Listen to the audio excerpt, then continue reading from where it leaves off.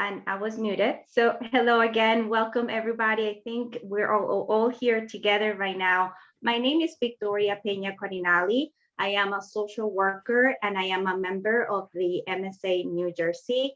And I'm part of the board there as well. And I will be your moderator today for this very important session.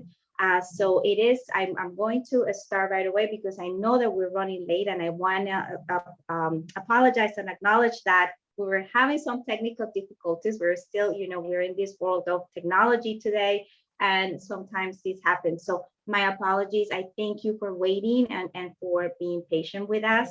So, but we just really want to jump in and not waste any more time because we have a very important session that is going to be presented by two very special guests that we have today. And our session today is titled, How Do I Tell the Children? Principles and Pitfalls. And for that presentation, we have Emma Rushton. And Emma is joined the trust in 2014. She is the Information and Services Manager and has responsibility for ensuring that quality support services are given to all members of the trust, including people with MSA, their carers, friends, and family and healthcare professionals.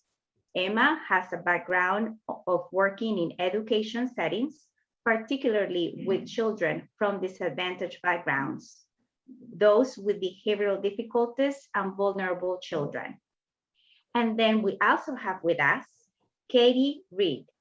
Katie is the MSA Nurse Specialist for the North of England, Scotland, and Ireland, and is registered sick children's and general adult nurse with a specialist qualifications in both community nursing and palliative care. Katie has worked at the MSA Trust for over 10 years. Over a number of years, she has gained experience of working in hospitals, community services, hospices, and voluntary organizations. She has a particular interest in neuro-disability and neuro-degenerative conditions. Katie's career prior to joining the MSA Trust was in the children's palliative care. And with that, you can see how impressive they are and how much knowledge they have to share with us today. So I turn it on to you. Thank you. Thank you. Thank you so much, Victoria. I'm just going to share my screen to start the presentation.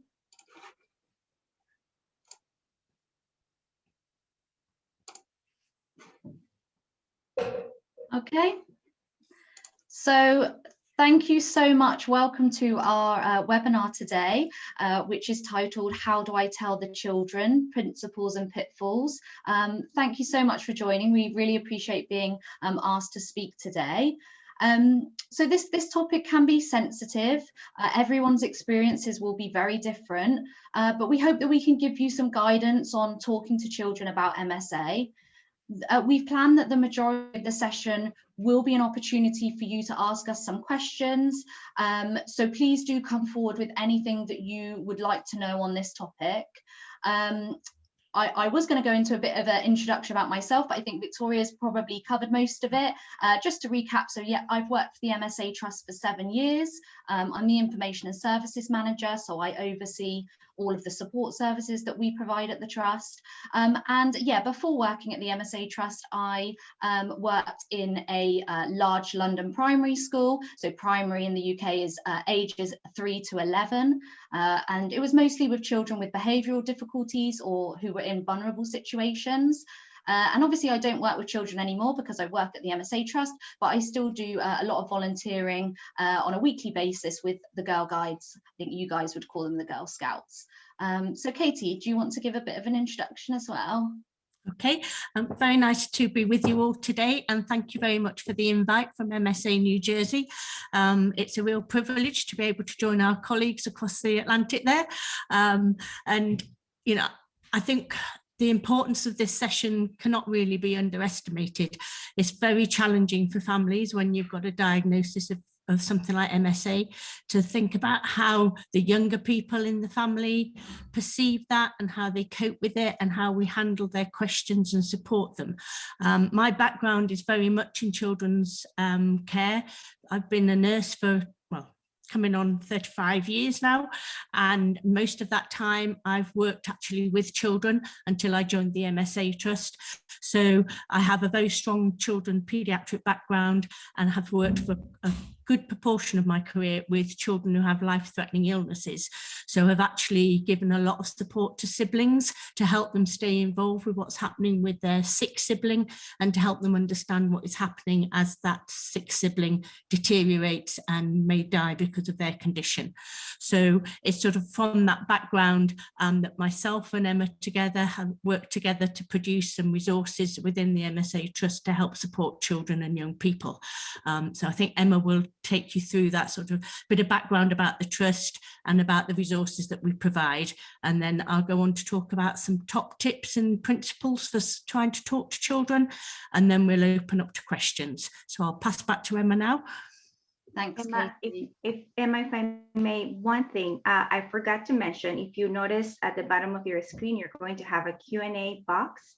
I invite you to please begin to type your questions in the Q&A box so that at the end of the presentation, we can begin to pose those questions for Katie and Emma. That's all I wanted to say. Thank you. Thank you, Victoria. So just to give you a bit of background about the MSA Trust, first of all, so we are a relatively new charity in the grand scheme of things. We were set up in 1997 by the woman that you can see on your screen now. She was called Sarah Matheson. She'd been diagnosed 4 years earlier than 1997. So we were originally called the Sarah Matheson Trust, but we gained full charity status in 1999. And at that, we changed our name to the Multiple System Atrophy Trust in 2010.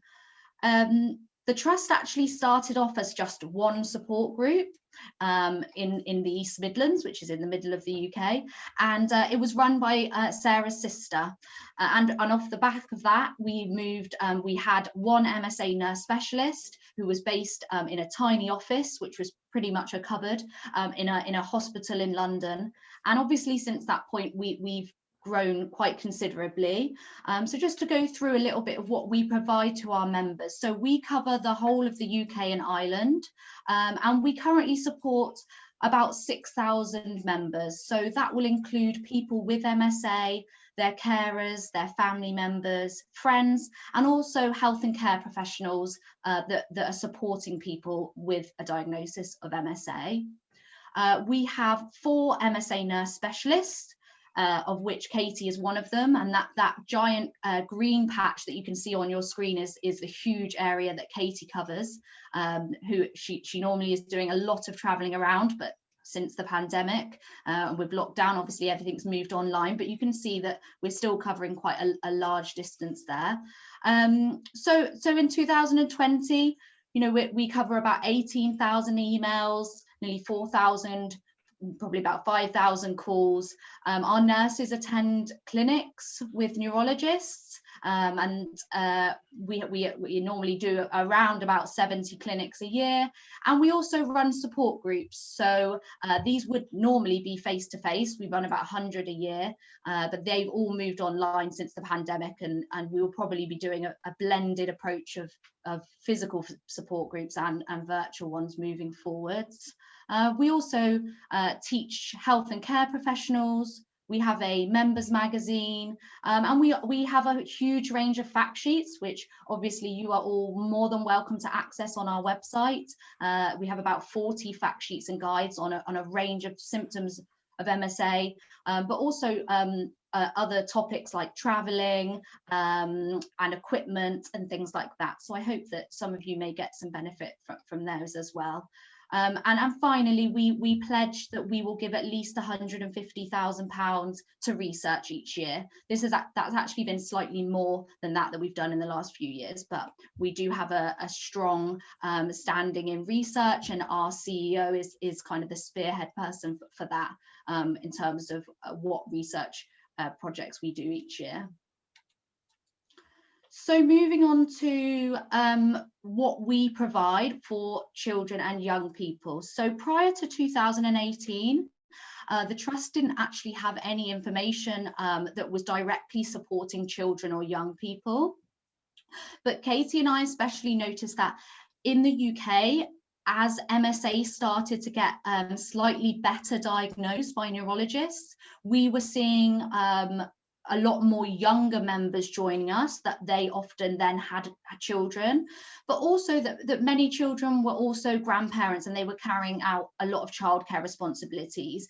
And I'm sure you're well aware of getting a diagnosis of MSA and the ripple effect that that then has on the wider family. So we were really conscious that we needed to provide something to support people, and we pitched to our trustees, and we were very, very lucky that we were allowed to have £8,000 to put together some children and young people's resources.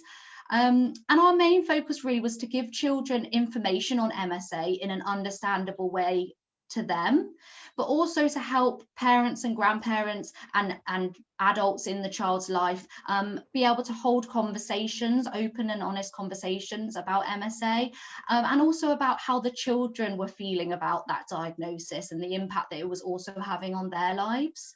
So you'll see on the left-hand side, we have my special activity book. So that is for children aged 4 to 11 years old. This is a hard copy resource. It's really interactive. There's games and activities on each page. There's stickers. And it basically covers the symptoms that a child might notice that somebody with MSA is experiencing, and also things like ways that the child could interact and help the person with MSA, the types of healthcare professionals that they may see coming in and out of their home, and their feelings and emotions. And within there, there's lots of activities that the child can do with the person with MSA and also on their own to work through a lot of that. So we launched that in 2019. As I say, that's a hard copy. You're more than welcome to order one of those if you would like. We just ask that people outside the UK and Ireland pay for postage. I'm more than happy to give MSA New Jersey some information about that after the session, because we want people to be able to access it if they feel it's something that will be useful to them. And secondly, something that Katie and I have actually been currently working on over the last 6 months or so is some young people's web pages. So on the right hand side, you can see there, this has not been fully signed off, so you won't be able to find it on our website at the moment, but this is a resource for young people aged 11 to 17. And we basically wanted something that was going to be a bit more relatable and less daunting than some of our guides and fact sheets that they might have been accessing previously. So it's got a lot more images on there. The language is a little bit more simplified, but we cover a lot of the same topics that we did in our children's activity book, but we hope that that will be launching in the next few months. So again, please do make use of that if you have any young people in your family that you think would benefit from accessing that resource. So yeah, Katie's going to take us through a couple some kind of top tips and strategies on speaking to children and young people about MSA. So I'll hand over to Katie. Thank you very much, Emma. That's really helpful. So yes, what we wanted to do was try and keep this session so that we answer the questions that you have, because there's no perfect right and wrong way of doing things and talking to children and young people. Each situation will be different and your own personal circumstances will be different. So it's about bearing in mind some of the sort of core principles and the core issues to think about. What we do know is that for across the UK and across the USA, that it's probably about 1 in every 25 children and young people will have experienced a parent with either significant illness or loss of a parent before the age of 18. So it's not that uncommon a scenario potentially. And how that is handled has a really big impact on them in terms of coping after somebody special has died, but also about how they cope during that illness, and the important principle of actually including them, involving them, and being honest with them. It's very easy to develop this sort of protective thing of sort of shielding each other. So children and young people are very smart at picking up non-verbal cues to things when something's not quite right. And if we don't share the information with them honestly, then they will make their own guesses as to what is going on. And sometimes that's worse than the reality. And also it leaves them fearful and worrying and anxious all the time because they don't really know what they're dealing with. So that can cause a lot of distress and anxiety for them. So the child themselves then picks up that actually something's going on, but they're not being told. And then they don't tend to ask the questions they want to ask because they realize it's something sensitive and people seem to be getting upset.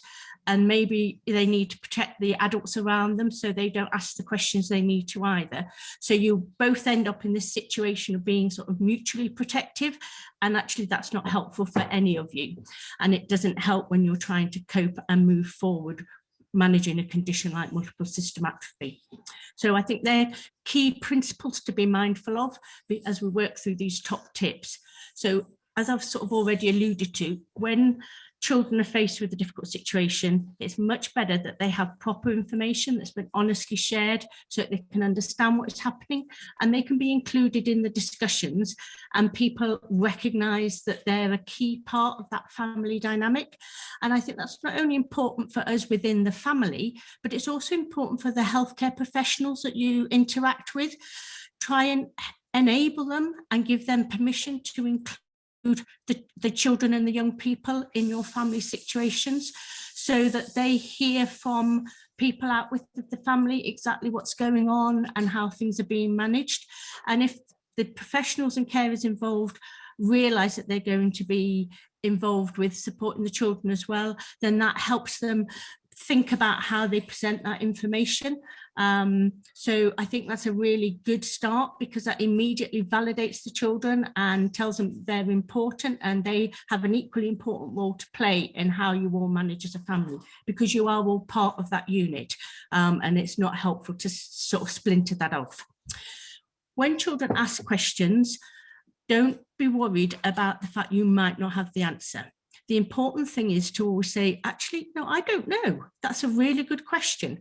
I need to find out about that. Or shall we see if somebody who perhaps visits or comes in can answer that question, because I'd like to know the answer to that too. So, you know, you don't have to have all the answers. And I think sometimes as adults, we think we do, and we worry that we don't have all the answers, or we're worried about what they might ask us. And I think just be honest and say, I'm really sorry, I don't know that. I'll find out for you. And make sure that you do, and get back to them, or find somebody who can answer that question for them.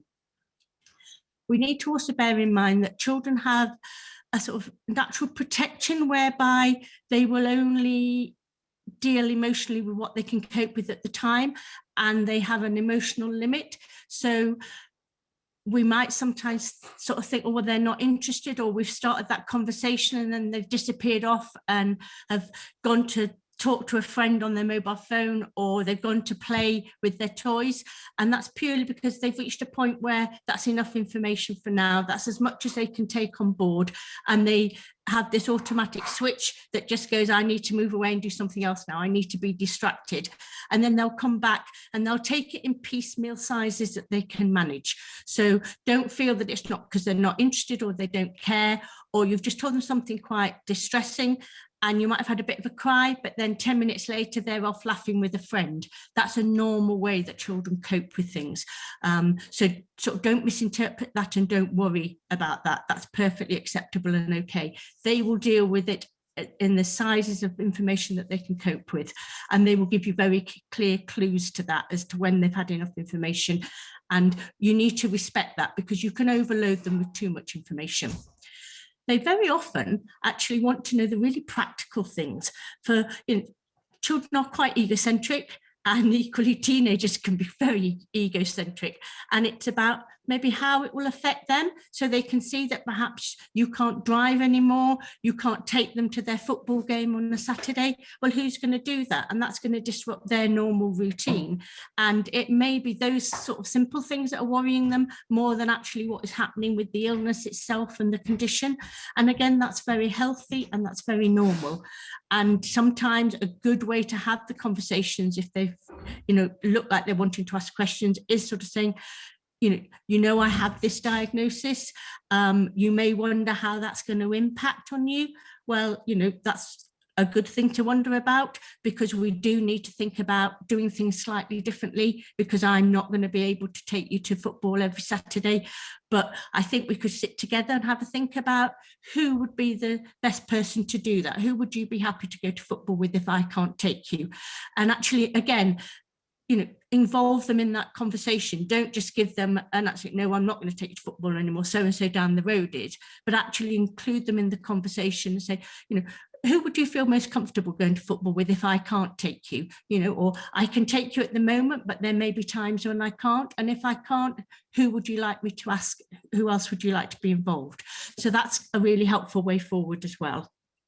It's always important to ask the child how they feel. And again, I think that's a really important message to give healthcare professionals and carers supporting you as well, is to say to them, there are children or young people in the family here, and it's very difficult for them if every time somebody comes in, they just ask the person how they are. Equally, if they're out and about, and everybody's coming up, other adults and friends and family that know you, and they're saying to the child or young person, how's mum, how's dad, or how's grandma, how's granddad? And nobody actually stops and ever says, how are you? How are you coping? How is it for you? And it's quite important to validate them and accept that, things will be changing for them as well.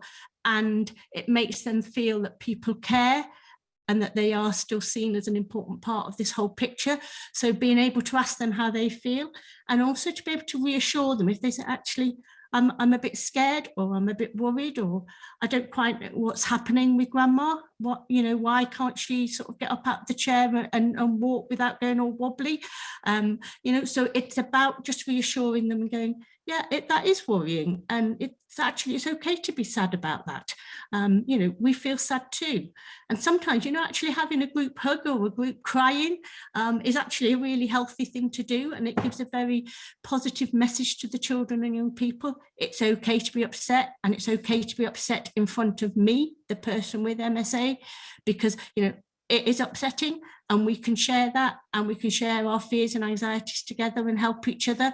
Whereas if we tend to shy away from that, then they've got to deal with those emotions somewhere else, and that might be with people who don't really understand what's going on, and they may not feel as well supported. So I think being able to be brave enough to show your own emotions and go, well, I am sad today because I'm really struggling with the fact that I can't do X, Y, and Z, and yeah, we do get upset, and don't worry about upsetting me, because it's okay to cry, and I might cry about that because it's actually really sad and I feel upset about it.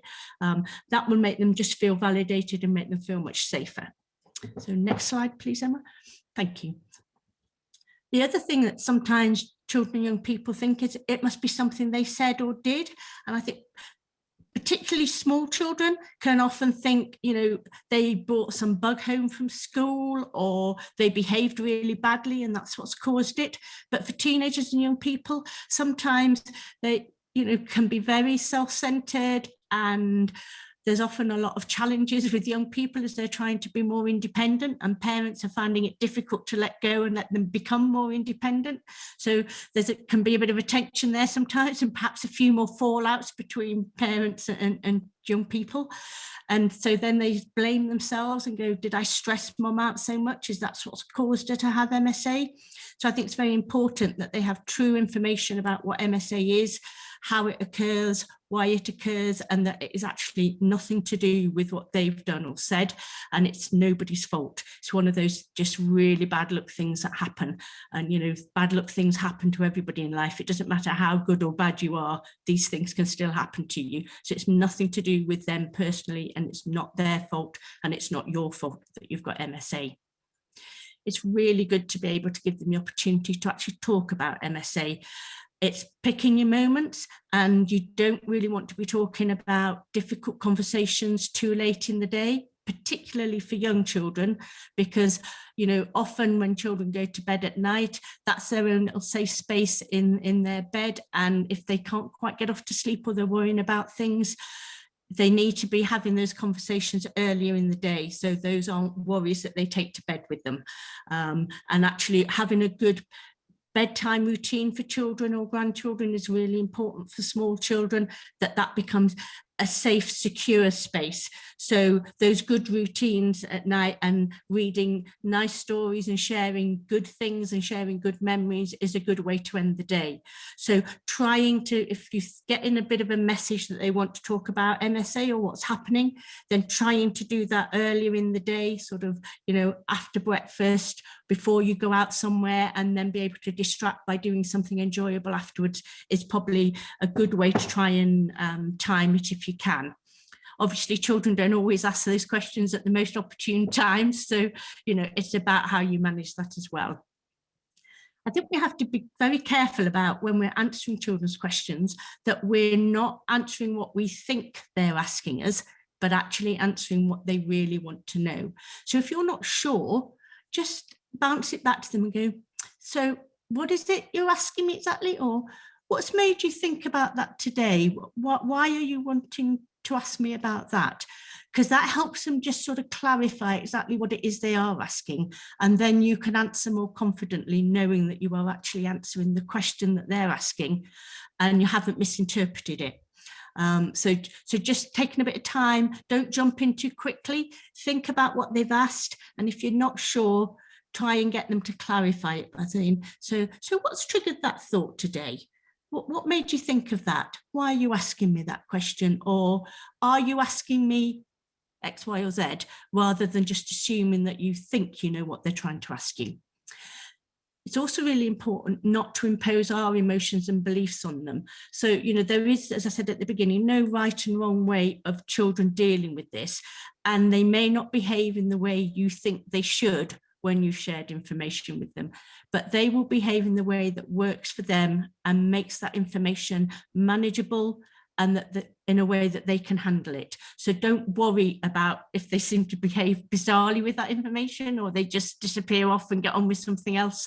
That's the way they need to handle it. And they will come back when they're ready to ask, because you've been brave enough to be honest and open and answer their questions. They will come back when they need to. So don't worry if they go off and then are totally distracted doing something totally unrelated. That's perfectly okay and very healthy. And then think about the ways that they can also help, because very often children and young people want to be helpful and they don't quite know what they can do to be helpful. And it's really good to give them a little bit of direction and say, you know, actually, because I find it really difficult now to coordinate things, or I've got a bit of a tremor, I struggle to set my computer up in the way I need it to be able to do something. Or perhaps your speech is difficult and you want to use technology to help your speech. And very often, children and young people are really, really good with the technology, and they can show you the good ways and easy ways to do it. I have a young person who's been helping his dad actually set up his voice banking and help him think about phrases that he wants to say, and also set up a little file with all the phrases that they've talked about things when they've been on holiday. So it's helping share good memories as well. And it's been a really positive thing for him to do. So those sorts of things can be really good. And just little things like, you know, them coming in and saying, I really want to hear about what you've done today, and sharing their stories and being able to, you know, enjoy part of living with what they're doing and how they're enjoying their life, and giving that sort of implicit permission really to still get on and do normal children's things, normal young people's things, and enjoy that life, and that you enjoy seeing them enjoy that life, so they don't feel that they've got to be there all the time worrying about you and looking after you. I think one of the risks with children and young people is that they, you know, particularly as a young person, when they're trying to be more independent, but then they feel they've got to help out more at home. And there's nothing wrong with that, being able to do some practical helping out, but actually they also need permission to be able to go off and still be with their peer group and do the normal things as well. So it's just bearing all those sorts of things in mind. So I think I've probably said enough now. I hope that's sort of clarified some of those points on the top tips and given you some core principles. And we're very happy to sort of take any questions or, you know, just discuss things further if there's anything you haven't quite understood or feel, how do I take that forward? Thank you, Katie. Yes, so our contact details are on the screen now. We're obviously going to answer some questions from you straight away. But if you think of anything after this presentation and you'd like to email us or you want to contact us on social media, then please do get in touch. We're more than happy to support anybody with MSA where we can. So I'm just going to stop sharing my screen now. Thank you so much, Emma and Katie. What a wonderful presentation. So much information. I think it's amazing to have a forum like this to be able to have such important conversations in such an important topic. I think not often we have the mind to, in our day-to-day, to kind of sit down and talk about the things that Katie and Emma talk about today. So please feel free to begin to type your questions in the Q&A. There was a question that came up on our chat in reference to the website for MSA Trust, and Kim did answer that question with the website for MSA Trust there. So feel free to write that down and so that you can have it if you want to reach out to Emma or Katie in the future. So, and I think Eleanor, I think you were maybe trying to type a question, or you might want to ask a question, but I'm not sure exactly what it is. If you want to go back and type your question, that will be great. We have a participant, Michelle. She suggests that she thinks it will be better, easier to allow people to speak instead of writing the questions. So I leave that up to. We're more than happy with that. That's absolutely how we do our support group. So whatever, however you run these things. It'd be lovely to see everybody. Yes. We're more than happy So Robert, I don't know, Robert is listening to us. Is that possible? Is that okay? Can people be unmuted and maybe be seen if they wanted to ask questions? What I could do is I could enable everyone to talk, and then if they want their camera on, I could, I'll listen to their request and I'll move them over and allow them to start their cameras. Okay, so let's do that. Thank you, Michelle. So we'll try that now. Yeah, so it's you're unmuted. You're muted. No. So you're now unmuted, or you have the ability to unmute yourself. So if you have questions, you can always talk now. I think I'm unmuted. I don't see the ability to do the camera yet. You guys can hear me? Yeah. We can hear you. Okay. I'm going to move you over now so you can start your camera if you wish. Okay.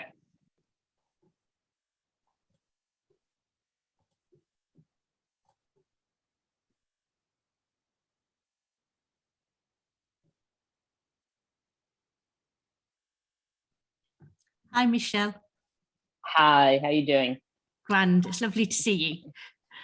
Good morning from Los Angeles. I haven't had my coffee yet. Oh, bless you.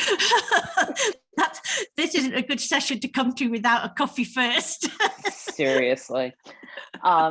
So I have a 10-year-old going on 11, and my mother is the patient with MSA.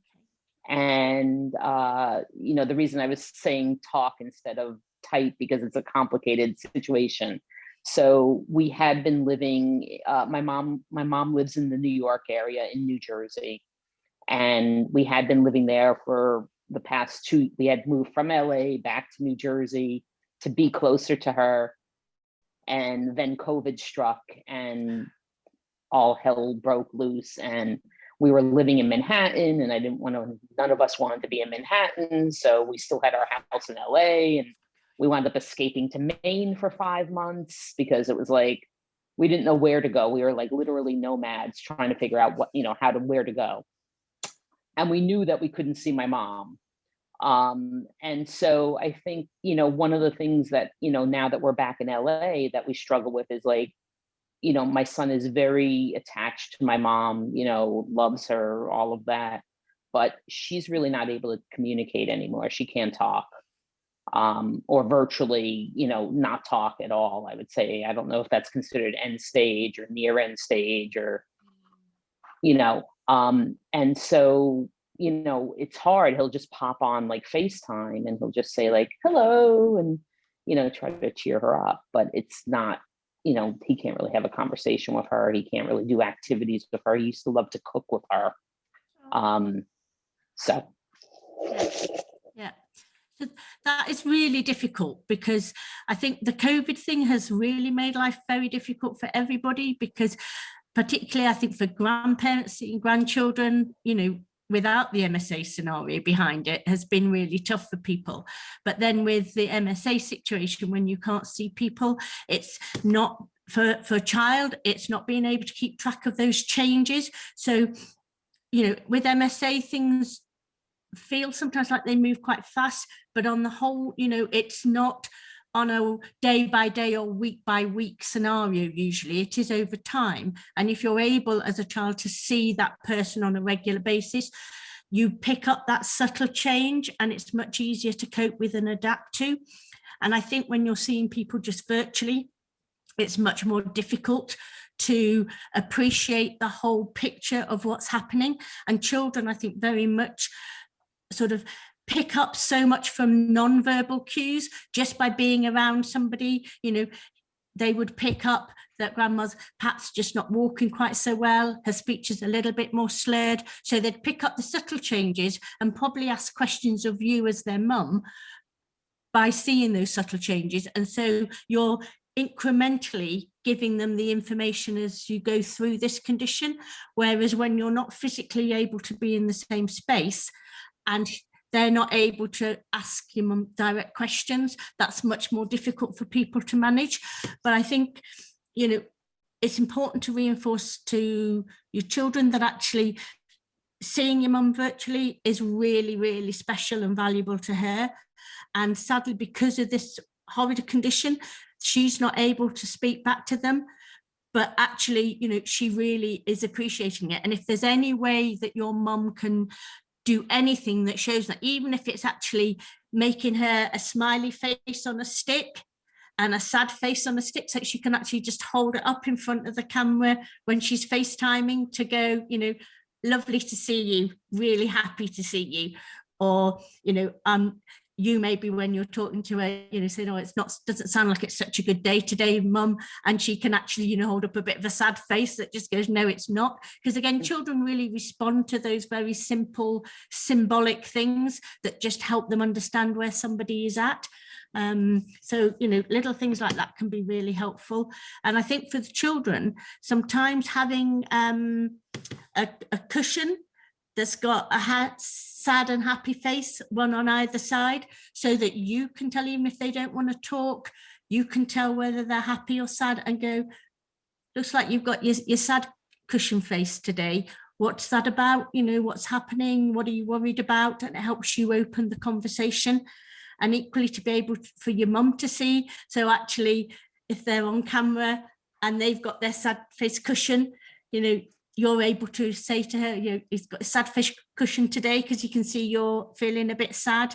And we were talking about that earlier because it's you're sad not being able to talk to him like you used to be able to.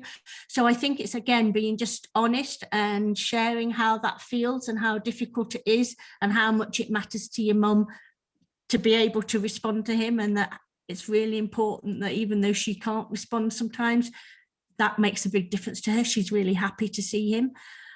Does that help? Does that?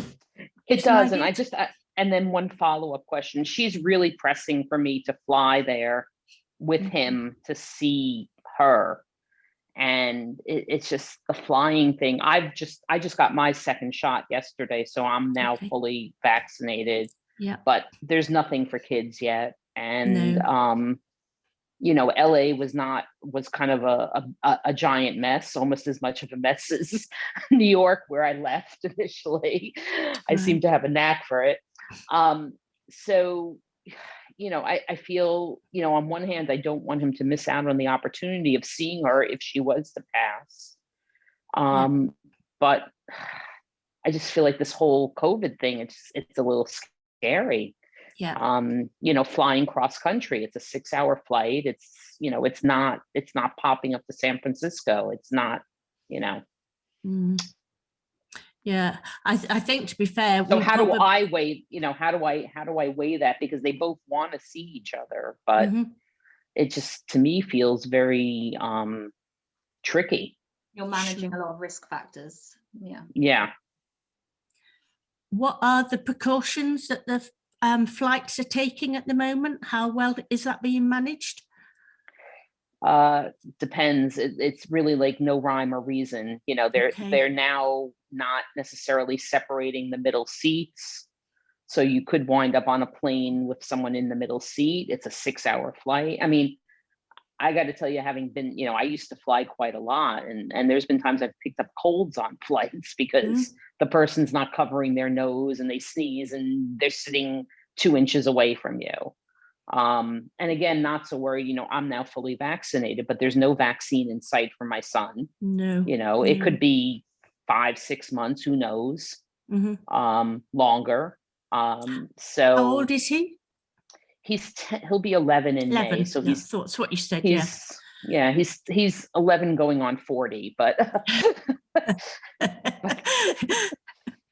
mean, I guess he's probably old enough to understand the need to be careful, and maybe if you can get seats where he's on the window seat and you're sat on the sort of public side of him, if you see what I mean, and he can wear a mask, and you can take all the precautions to protect yourself as much as possible, then, you know, I think it's about, as Emma was saying, it's sort of trying to weigh up all those risk factors.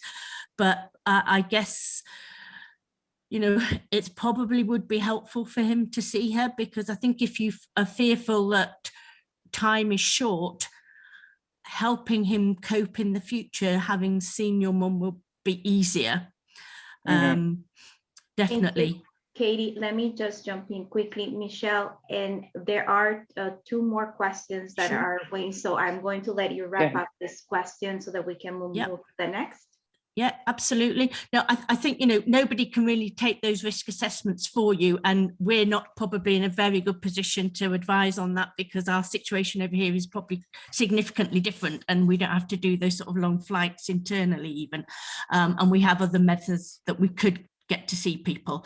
So I think you'll need to weigh that up. But I guess as an 11-year-old, understanding the importance of being careful, he could probably be quite compliant and able to do that.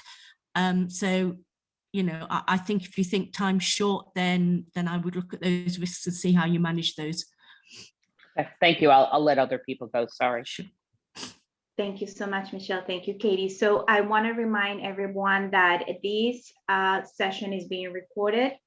For privacy, just remember that it's going to be posted in the website. So just to keep that in mind, if you decide to come in camera and ask the question personally. Then we also have a question from Eleanor, who was asking if you have any advice about older or adult children. Okay, what sort of age are we talking about? Older or adult children. So as I'm thinking, if you can be more specific, Eleanor, if not, I'm thinking probably 18-year-old or 17, 16. There is another question, but Diane, that, you know, might be similar to that. Her question is, does your advice differ for children in their teen years? My daughter was 13 when her father was diagnosed, and we dealt with that on top of more typical teenage things. So if maybe we can talk about teenagers and older children in general that might be helpful. Okay. I don't know if Emma's got any thoughts on this, but I think generally as teenagers, it's a challenging time, and it's a time when they want to be like their friends. And I think sometimes we find that they find it difficult to cope with, because perhaps where they'd bring friends home, have stayovers and things, they become a little bit sort of uncomfortable about that, and perhaps a little bit embarrassed about the fact that, you know, dad can't stand up very easily, or can't walk very easily, or perhaps can't talk very easily, or may struggle at meal times, and those sorts of things are just not very cool and a bit difficult to explain to friends. So they tend to find that more difficult. And also they perhaps sometimes, I think, want to be helpful, but actually don't want to compromise their desire to be trying to flee the nest and become a little bit more independent. So they have this bit of a tension for themselves as well, whereby, you know, they're desperate to try and stand on their own 2 feet and not be answerable to mum and dad all the time.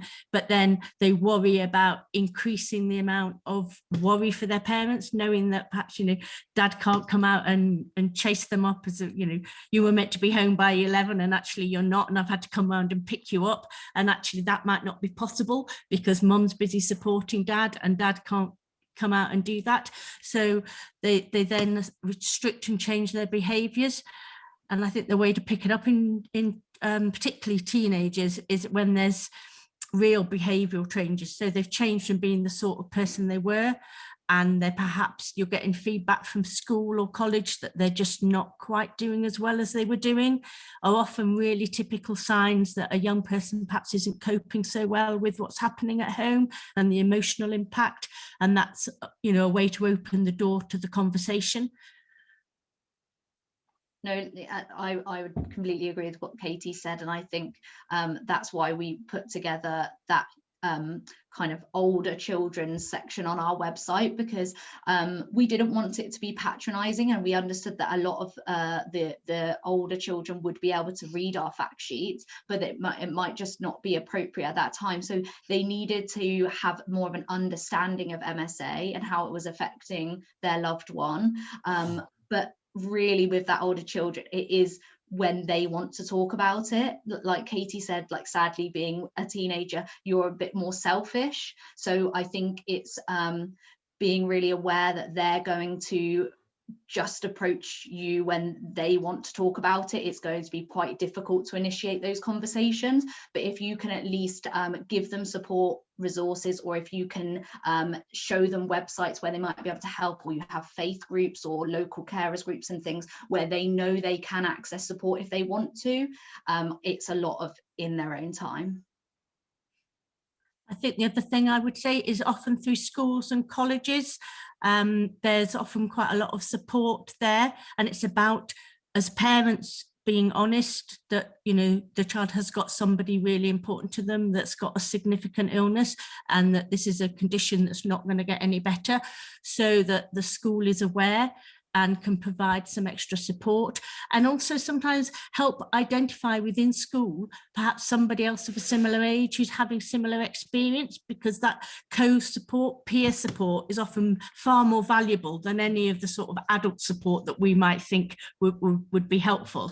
And I think another thing to pick up on in terms of behavioural changes is you often find teenagers become more risk-taking when they've got somebody in the family with something like this, because you look and you think, well, that's my dad and he's not very old and he's worked really hard and he's been a really good person and he's still got this awful thing. So, you know, what's the point of being good and what's the point of working hard, you know? And they sort of can adapt to that by becoming, you know, bigger risk takers, and so sometimes you see that sort of change in behaviour, and it's worth just picking up on that, because actually, you know, they're going, well, what's the point? And, you know, don't matter whether I sort of die jumping out of a plane on a bungee jump or whatever, because, you know, you're going to die anyway, and look, dad's really poorly with this, and it's you know, it just hasn't mattered that he's been careful all his life, sort of thing. It changes their perception of what is acceptable and normal, I think, sometimes. And that can be a really key trigger to opening up a conversation and, you know, helping them get a bit more perspective on it, really. Okay, so I think that was very comprehensive too. That very definitely think it covered teenagers and older children. I hope that that was helpful. Eleanor and Diane, if you have any follow-up questions, please write them down in the Q&A box. I also wanted to remind everybody we will be together until 12:15, so we have a few more minutes to ask questions, so please write them down. I do have a question for you, Emma and Katie. As I was listening to you talking about the importance of asking children, you know, how are you doing? You know, sometimes we focus a lot on how is your mother or father or grandparent doing, but oftentimes that question is forgotten. For children or of all ages, I think, because even for adults, sometimes it's hard for us to define how we feel. And maybe we might just get that shrug like, I'm not sure. How can we help our children identify those emotions, express those emotions? Yeah, so you're right. And I think young children especially really struggle with the how are you feeling question. They will often just say happy or sad. There's not a vocabulary there. So we do have in our children's activity book quite a large section on how children are feeling and how they might cope with that. And rather than them always having to be able to name how they're feeling, it's more about them knowing how they can cope in that situation. So do they need to go and run outside and kick a ball against the wall because they're feeling really frustrated?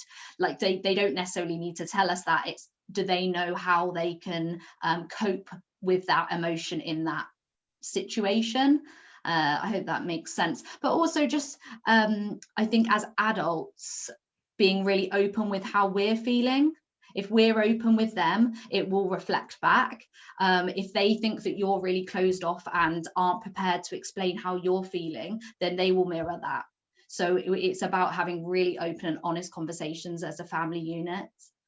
Yeah, and you know, in you saying that, it just remind me, I have another question that I think is relevant to that, and I think it can apply as well for adult children, because you know our children are our children no matter how old they are. So Absolutely. Yeah, so including adult children, I think what I often hear from patients with MSA or families, you know, is, you know, our concern, and I heard you talk about this, Katie, as well, our concern about, I don't want my children worry too much about me, or you know, or the children worrying too much about what's happening, because I don't want them to feel responsibility to take care of me now. So like, how much is too much to share? How do we find that balance so that we don't feel then maybe guilt that we are putting all this on them because they see us sad or they see us expressing our emotions? I think, again, it's about the honesty. It's about giving them choice of how much they want to be involved. So, you know, I think that you're not really going to be able to protect them. However much we think we can, we can't. The facts are there. MSA is there, it's become part of their lives, and you're not going to protect them from it, because most young people, I would say probably from about the age of 8 upwards, if they hear something that they don't know or understand these days, they will immediately go on their smartphone and Google it. And they'll get information, and they'll get information that may not be helpful, may not be within their understanding, or may be very scary. So actually, the best way you can protect them is by being honest and telling them what you understand about what is going on for you or for the family situation. Because they will know and they will pick up that things aren't right. I think there's so much research out there that has shown that, you know, it doesn't matter how much we think as adults, they don't know and haven't realized that they pick it up. They pick up the subtle messages, they pick up the sort of conversations that suddenly stop when they walk in the room, or the whispered conversations behind closed doors, you know, discussions that are going on long into the night when they've gone to bed and they can still hear this talking downstairs, or they hear somebody getting upset, and then they'll just make up their own story to fit that version if we're not honest with them. And I think, you know, it doesn't really matter what age they are, they need the honest information, and they need to be given a choice about how much they want to be involved. I think it's really important not to just assume that because they're a capable young adult, they will be, you know, take on the housework or do things differently. You know, one of the things that really is important to bear in mind with when you get a diagnosis of MSA is everybody's role in that family will change. MSA isn't just for the person who's got MSA. It has ripples that go out from that person to everybody around them that cares about them and loves them. And you can't stop people caring about you and loving you, you know. And yes, your children are always your children, and they depend on that unconditional love of parents. But equally, actually, whether they admit it or not, most children actually really love their parents as well, and they want to be supportive. And they might not be able to express that sort of explicitly, but they will want to be supportive, and they pick up the vibe that they ought to be doing something. So I ought to really stay at home. Instead of going out and playing football with my mates, as an 11-year-old like Michelle's son might want to do, he might feel, if it's his mum with MSA, that he should be in helping wash up the pots after dinner or running the hoover around or things. And so it's about sitting down together and being honest about that and going, you know, I want you to get on and still have your life, because it's hard enough for me having MSA, but as your mum, I still want you to be a happy, healthy, normal young person who does all the things that other people your age do. But obviously there are things that I struggle with, and there are times when it'd be really great to have a little bit of help, but only when, you know, we negotiate that, you know. And it's not unreasonable as children get older to expect them to help with chores anyway. What's important is to look at what were they doing before you had MSA, what were your expectations then, and what are they now, and not impose extra stuff onto them. You know, if they've always helped doing something, you go, you know, it's great that you help, you know, put out the bins on the weekday that happens, and that would be great if you can continue to do that. And if they start doing extra things and you notice that, it's about saying to them, I've noticed that you're doing such and such, and that's been really helpful, but I don't want you to do that in place of doing something else that perhaps you prefer to do. You know, can you fit that in okay? Is that, you know, it's not compromising something that you would be doing sort of normally with your friends or whatever. So it's about that negotiation. It's just about acknowledging that, because actually most young people will want to help, and you don't need to feel guilty about that. But if you've given them the choice and you've acknowledged, because you've picked up that they're doing something extra, that it's really great and you really appreciate it, but you don't expect it, and they have the choice of still, you know, doing whatever they should be doing instead of that. And then they make that choice, and that validates them as an individual, because, you know, it's very hard to second guess what somebody is coping with.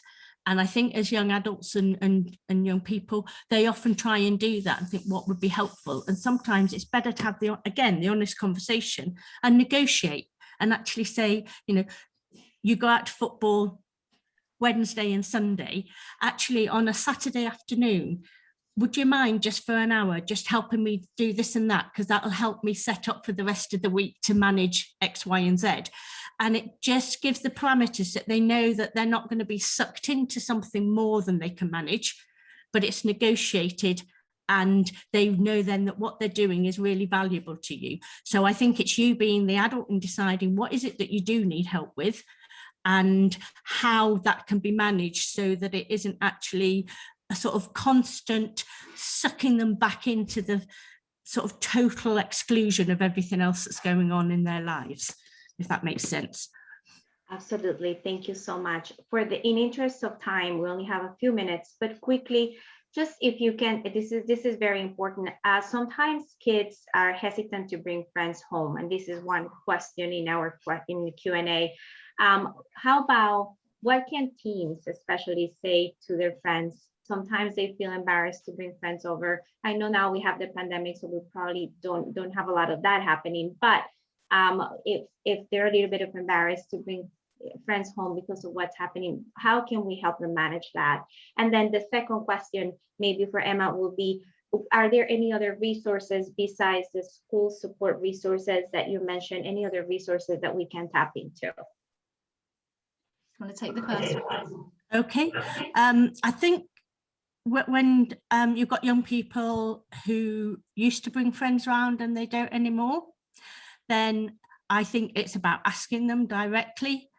You know, you used to come around and Jack and Jim used to come around with you and they don't come around anymore. Is there a reason for that? So actually giving them the opportunity to actually say.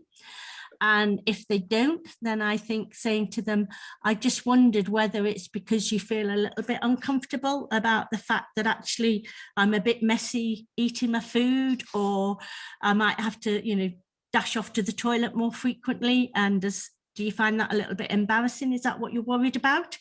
And then trying to see, again, if you can work out a way between you of a safe time for friends to come around, you know, so it might be that you spend that time perhaps in the sitting room watching a television program or something and give them some physical space to be in a different part of the house, but they still come round.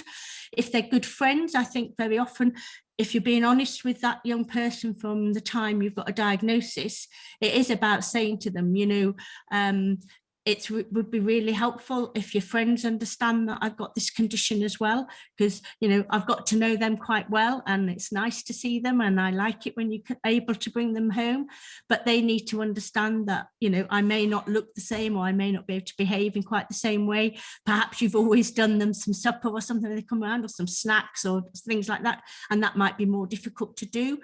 And I think it's really, really quite heartwarming and interesting that when you're actually honest with young people like that, they respond really well. And I have a young family at the moment over in Ireland that I'm working with, and he and his two best mates are actually doing a sponsored, I think they call them MRFs.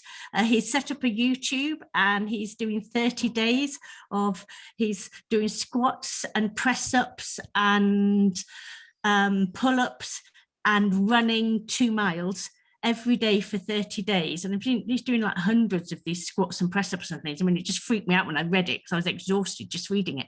But he's got his two best mates. Now he's a 12-year-old, I think it's 12. Yeah, I'm pretty sure he's 12 or 13. And he's got his two best mates because they used to come around his house once a week for tea. And now his mum can't do that. But because he's been able to be honest, and she was honest with him, and he's been able to be honest with his mates, and when they've come round, they said, you know, sorry, mum can't manage tea tonight because she's not very well.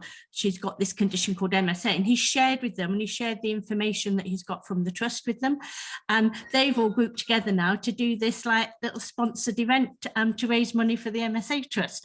So, you know, they can respond really, really positively, and you know, I think it's just about how you manage it, really. And again, it comes back to this honesty, and it's about involving them all the way through, actually. I think it's sort of constantly keeping them up to date. So as a new thing changes, just sharing that with them and talking about the implications, and actually, again, being honest and saying, you know, how do you think that's going to affect you bringing your mates home? Will that be more difficult?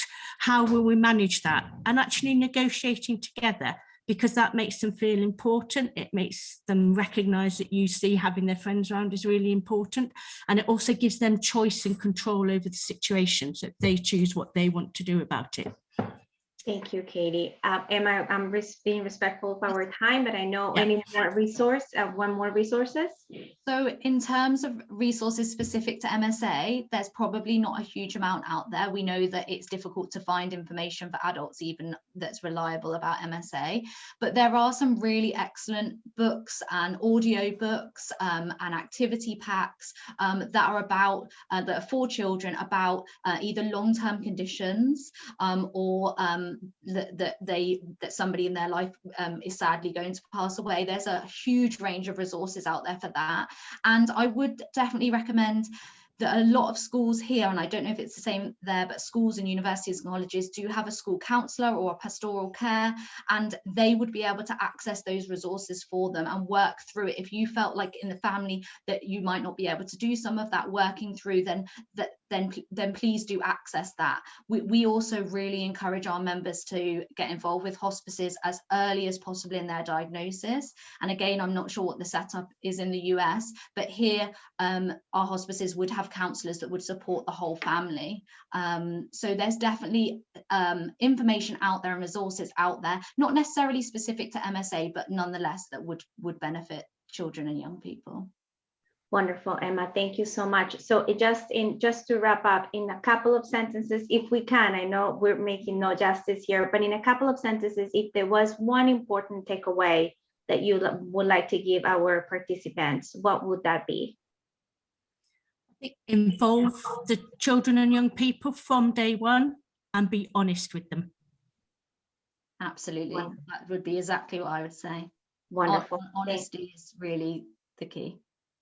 Thank you very much. Well, that concludes our session for today. We're going to post a slide of what's coming up for next weekend in terms of our sessions. So please stay for that. And I would like to thank Emma and Katie. What a wonderful presentation.